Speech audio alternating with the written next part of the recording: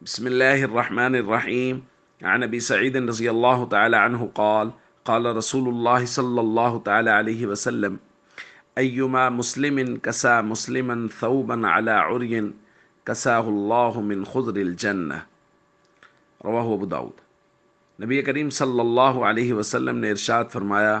جو مسلمان کسی دوسرے مسلمان کو ضرورت کے وقت کپڑا پہنائے تو اللہ تعالیٰ اسے جنت کی سبز پوشاک پہنائیں گے۔ دوستو،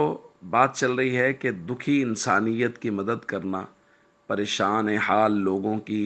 پریشانی کو دور کرنے کے لیے کوشش کرنا اور ان کی ضرورت کے مطابق ان کو اشیاء فراہم کرنا، یہ بہت بڑی نیکی ہے، اور اللہ کے نبی صلی اللہ علیہ وسلم نے اس پہ بہت سارے وعدے فرمائے۔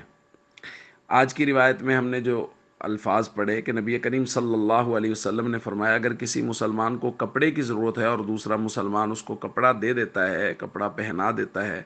تو اللہ تعالیٰ جنت کے سبز لباس اس کو پہنائیں گے۔ دوستو، جو اس وقت ملک کی صورتحال ہے اور جو سیلاب زدہ علاقے ہیں، ان کے اندر کیفیت اور حالت یہ ہے کہ لوگ بمشکل اپنی جانیں بچا کے نکلے ہیں۔ گھر کا ساز و سامان سارا عام لوگوں کا بہہ گیا سیلاب میں، تو اب ان کے پاس وہی کپڑے ہیں جو انہوں نے پہنے ہوئے ہیں۔ ان کو کپڑوں کی ضرورت ہے، ان کو راشن کی ضرورت ہے، اور ان کو اشیاء خورد و نوش کی ضرورت ہے۔ تو ہم سب کو ہر چیز میں معاونت کرنی چاہیے، لیکن جس وقت ہم یہ درس سن رہے ہیں، آپ حضرات یہ درس سن رہے ہیں، چاہے وہ خواتین ہیں مرد، فوراً درس سننے کے بعد اٹھیے اور اپنی الماری کھولیے اور دیکھیے اس کے اندر کوئی استعمال شدہ مناسب سوٹ، مناسب کپڑے جو استعمال شدہ ہوں، سلے ہوئے ہوں، دھلے ہوئے ہوں، ان کو شاپر میں پیک کیجئے اور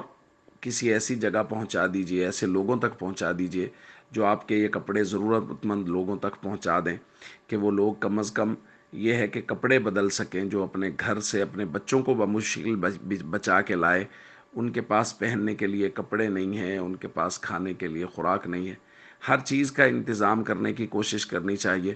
لیکن ہم میں سے ہر شخص یہ کام ضرور کر سکتا ہے کہ وہ کم از کم ایک سوٹ کپڑوں کا اپنے کپڑوں میں سے، استعمال شدہ کپڑوں میں سے، سلے ہوئے کپڑوں میں سے، وہ اپنے ضرورت مند بھائیوں کے لیے ضرور بھیجے۔ السلام علیکم ورحمۃ اللہ وبرکاتہ۔